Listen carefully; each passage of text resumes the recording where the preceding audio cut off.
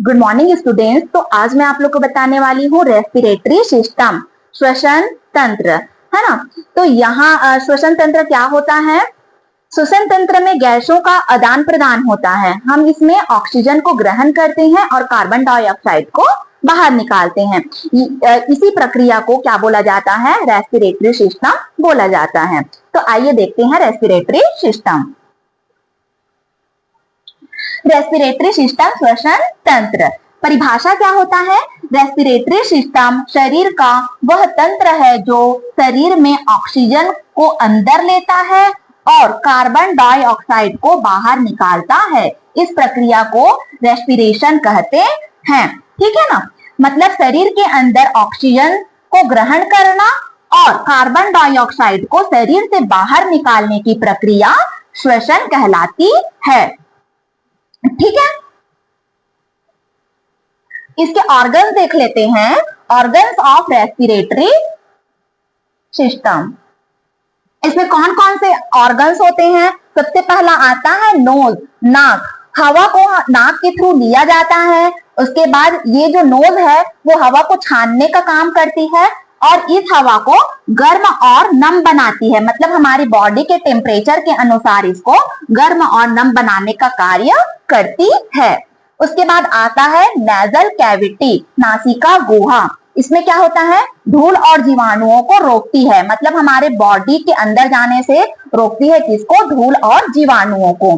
ठीक। उसके बाद आता है ग्रसनी। नासिका गुहा के बाद आएगा ग्रसनी। इसे फेरिंग्स भी बोलते हैं। इसमें क्या होता है? हवा को नाक से लैरिंग्स तक पहुंचाने का कार्य करती है। फेरिंग से होते हुए जो हवा है वो किस में चले जाएगा? लैरिंग्स में चले जाएगा। अब लैरिंग्स है ना, लैरिंग्स को स्वर यंत्र कहते हैं। स्वर यंत्र मतलब कि आवाज बनाने में मदद करता है तथा वायु मार्ग को खुला रखता है। हमारी जो वॉइस होती है वो लैरिंग्स में ही बनता है और ये क्या करेगा? वायु मार्ग को खुला रखता है। ठीक। उसके बाद जो एयर है वो लैरिंग्स से कहां चले जाएगा? ट्रैकिया में चले जाएगा। ट्रैकिया को हम श्वास नली भी कहते हैं। मतलब हमारे गले के पास जो ये वाला एरिया है वो क्या कहलाता है? ट्रैकिया कहलाएगा। ठीक। तो ट्रैकिया में क्या होता है? हवा को फेफड़ों तक पहुंचाती है। ये जो ट्रैकिया होती है वो हवा को क्या करती है? फेफड़ों तक पहुंचाने का कार्य करती है। उसके बाद आता है ट्रैकिया के बाद आता है ब्रोंकाई, जो कि लंग्स होता है। उसमें दो भागों में यह क्या हो जाता है? डिवाइड हो जाता है इस तरीके से। ठीक। तो ब्रोंकाई दो भागों में डिवाइड होकर एयर को दोनों लंग्स में पहुंचाने का कार्य करती है। श्वास नली से हवा को दोनों फेफड़ों में ले जाती है ब्रोंकाई। ठीक। ब्रोंकाई के बाद आता है ब्रोंकियोल। ब्रोंकाई जो है जैसे कि तना, जो पेड़ की जो तना होती है वो क्या हो गया? ब्रोंकाई हो गया। और ब्रोंकियोस मतलब उस तने में और जो बहुत सारी शाखाएं लगती है ना। तो वैसे ही बहुत सारी शाखाएं जैसे संरचना जो होती है वो ब्रोंकियोस कहलाती है। ठीक। तो ब्रोंकियोस क्या करती है? फेफड़ों के अंदर छोटी वायु नलिकाएं जो हवा को एल्वियोलाई तक पहुंचाती है। जो छोटे छोटे नलिकाएं होती है ना, छोटे छोटे जो ब्रांचेस होती हैं वो क्या करती हैं? हवा को एल्वियोलाई वायु कोश तक पहुंचाती है। ठीक। उसके बाद आता है वायु कोश। अब छोटा छोटा वायु कोश बनता है जिसमें जो एयर है ना, वो क्या होता है?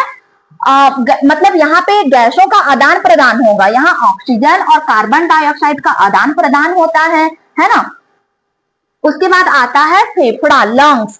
तो गैसों के आदान प्रदान में मुख्य भूमिका यह निभाता है। उसके बाद आता है नीचे डायफ्राम। लंग्स के नीचे इस तरीके से संरचना पाई जाती है जो कि क्या कहलाता है? डायफ्राम कहलाता है, जो कि श्वास लेने और छोड़ने में सहायता करता है। ठीक। इसका एयर फ्लो देख लेते हैं कि जो एयर होती है वो बॉडी में कहां से कहां जाती है। ठीक। तो सबसे पहला क्या है? नोज। एयर नोज में जाता है। नोज से नेजल कैविटी में, नेजल कैविटी से फेरिंग्स में जाएगा, फेरिंग्स से लैरिंग्स में, लैरिंग से ट्रैकिया, ट्रैकिया से होते हुए यह कहां चले जाएगा? ब्रोंकाई में। और ब्रोंकाई जो है बहुत सारे ब्रांचेस में डिवाइड होती है। तो ये ब्रोंकियोल्स कहलाता है। तो एयर ब्रोंकियोल से होते हुए एल्वियोलाई में चली जाएगी, फिर लंग्स में चला जाएगा। ठीक, तो इस प्रकार से हवा का मार्ग यहां से नोज से होते हुए लंग्स तक जाता है। ठीक, अब हम देख लेते हैं main function of respiratory system. श्वसन तंत्र के मुख्य कार्य एग्जाम में पूछा जाता है, तो देख लेते हैं क्या क्या कार्य होते हैं श्वसन तंत्र के। तो ये क्या करता है, ऑक्सीजन को शरीर में पहुंचाता है ना, कार्बन डाइऑक्साइड को शरीर से बाहर निकालता है, बोलने में सहायता करता है, सूंघने की क्षमता प्रदान करता है और शरीर के पीएच संतुलन को बनाए रखता है। यह शरीर के पीएच संतुलन को भी बनाए रखने में हेल्प करता है।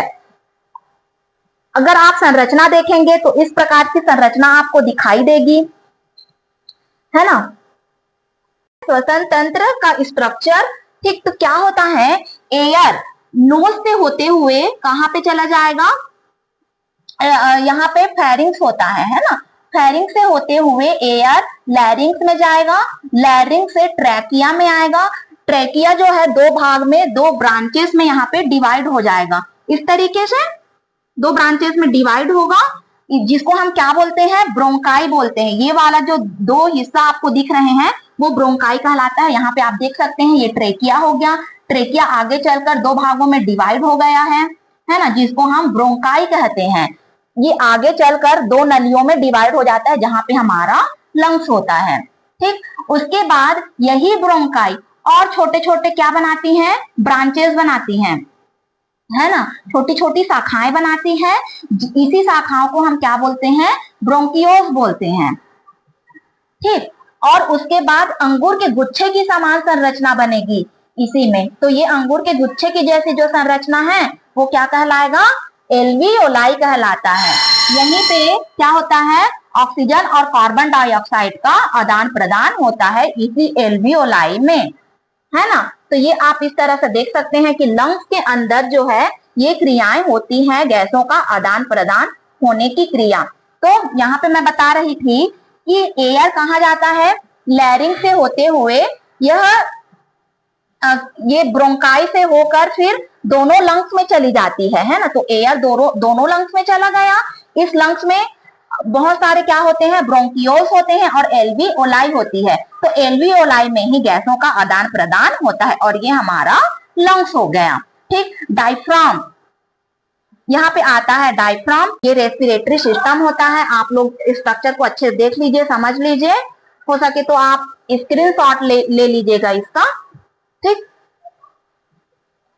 ये हवा का मार्ग कहां से कहां जाता है तो ये तो मैंने आप लोग को बता ही दिया। और ये वाली संरचना आप लोग नोट कर लीजिएगा, बना लीजिएगा कॉपी में, ये ज्यादा अच्छे से क्लियरली आपको समझ आएगा इस तरीके से। ठीक, तो यहाँ पे पूरा बताया गया है कि एयर जो है नेजल कैविटी से होते हुए फेरिंग्स में आएगा, फेरिंग्स से लैरिंग्स में आएगा, लैरिंग से ट्रैकिया, फिर ट्रैकिया से यह दोनों लंग्स में चला जाएगा। दोनों लंग्स में जाने के बाद ये ब्रोंकाई में, ब्रोंकाई से फिर ब्रोंकियोल्स, ये छोटा छोटा आपको जो शाखाएं दिख रही है वो ब्रोंकियोल्स होता है और अंगूर के गुच्छे के समान जो है वो एल्वियोलाई है। तो इसी में क्या होगा, गैसों का आदान प्रदान होगा, मतलब ऑक्सीजन ग्रहण करने और कार्बन डाइऑक्साइड बाहर निकालने की क्रियाएं इसमें होती है और ये होता है डायफ्राम।